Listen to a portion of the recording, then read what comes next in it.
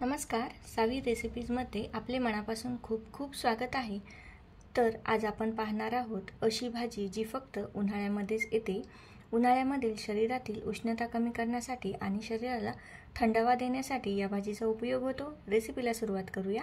तर सर्वप्रथम एका बाउलमध्ये पाऊण वाटी तुरीची डाळ घेतलेली आहे आणि त्याच वाटीने पाव वाटी चना डाळ घेतलेली आहे। आता दोन्ही डाळी स्वच्छ 2 ते 3 पाण्याने धुवून घ्यायच्या आहे। आता इथे कुकर घेतलेला आहे, त्यामध्ये टाकूया एक जुडी घोळची भाजी।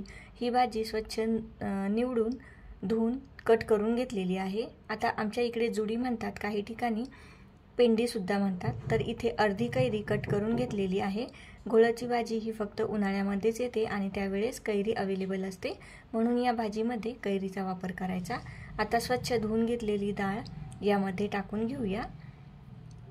आता 2 चम्मच शेंगदाणे टाकलेले आहेत आणि 2 हिरव्या मिरच्या कट करून घेतलेल्या आहेत। तर हिरव्या मिरच्याचे तुकडे आपल्याला लहान किंवा बारीक आपल्या आवडीने आपण करू शकतो। पाव चम्मच हळद टाकलेली आहे। आता शिजण्यापुरते पाणी टाकून आपल्याला याच्या 2 ते 3 शिट्ट्या करून घ्यायच्या आहे। पाणी टाकून चम्मचने हे व्यवस्थित मिक्स केलेलं आहे। आता झाकण लावून याच्या 4 शिट्ट्या आपण काढून घेऊया। 4 शिट्ट्यामध्ये डाळ भाजी व्यवस्थित शिजते। तुम्ही बघू शकता, तुरीची डाळ खूप जास्त गाळ होते, परंतु चना डाळ होत नाही। त्याच्या डाळिंब्याच राहतात, पण त्या तशाच छान लागतात। आता कढईमध्ये 2 चम्मच तेल टाकून त्यामध्ये जिरे आणि मोहरी टाकून घेतलेली आहे। दोन्हीही व्यवस्थित छान फुलले की त्यामध्ये टाकूया एक मोठा कांदा बारीक कट करून। आता हा कांदा 1 मिनिटभर तेलामध्ये परतून घ्यायचा आहे। मिनिटभर झाल्यानंतर एक मोठा टोमॅटो बारीक कट करून टाकायचा आहे। आता आपण भाजी शिजताना कैरी सुद्धा वापरलेली आहे, म्हणून फोडणीमध्ये इथे टोमॅटो वापरलेला आहे। तुम्ही भाजी शिजताना सुद्धा त्यामध्ये टोमॅटो वापरू शकता। तर आता टोमॅटो नरम होईपर्यंत आपल्याला हे तेलामध्ये परतून घ्यायचे आहे।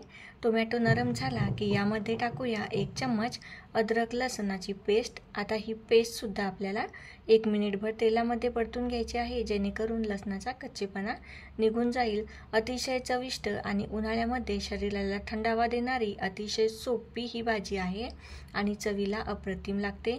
तर आता कांदा टोमॅटो नरम झाल्यानंतर त्यामध्ये टाकूया 1 चम्मच लाल तिखट, 1 चम्मच धनेपूड आणि 1 चम्मच गरम मसाला। मसाला घरामध्ये जो अवेलेबल असेल तो तुम्ही या भाजीमध्ये वापरू शकता। तर आता हे सर्व साहित्य तेलामध्ये व्यवस्थित परतून घेतलेलं आहे। मसाल्याला तेल सुद्धा सुटलेले आहे, तुम्ही बघू शकता। तर आता यामध्ये शिजलेली डाळ भाजी आपण टाकून घेऊया। तर थोडी थोडी टाकत ही भाजी व्यवस्थित या फोडणीमध्ये मिक्स करून घ्यायची आहे। रेसिपी अगदी सोपी आहे, या उन्हाळ्यामध्ये तुम्ही जरूर ट्राय करा। तर सर्व डाळ भाजी इथे टाकून घेतलेली आहे। अशाच छान व सोप्या रेसिपीसाठी सावी रेसिपीजला सबस्क्राईब करा व सोबतचे बेल आयकॉन क्लिक करा, जेणेकरून नवनवीन रेसिपींचे अपडेट तुम्हाला वेळोवेळी भेटत राहतील। तर भाजी आपल्याला कितपत घट्ट किंवा पातळ हवी त्यानुसार पाणी टाकून चवीनुसार मीठ व गूळ टाकून घ्यायचा आहे। गूळ खूप जास्त या भाजीत वापरायचा नाही, चवीनुसारच टाकायचा आहे। आता ही भाजी 3 ते 4 मिनिटं व्यवस्थित उकळून घ्यायची आहे, म्हणजे ती चवीला खूप छान लागते। या भाजीची चव आंबट गोड आणि तिखट लागते। आता ही 4 ते 5 मिनिटं भाजी उकळून घेतलेली आहे। आता त्यावर बारीक चिरलेली कोथिंबीर टाकून घेऊया आणि आपली उन्हाळ्यामध्ये शरीराला थंडावा देणारी आणि उन्हाळा स्पेशल घोळची भाजी तयार आहे। ही भाजी तुम्ही भाकरीसोबत, भातासोबत, पोळीसोबत खाऊ शकता। व्हिडिओ आवडला असेल तर व्हिडिओला एक लाईक जरूर करा, कमेंट करा। आजचा व्हिडिओ पाहिल्याबद्दल खूप खूप धन्यवाद।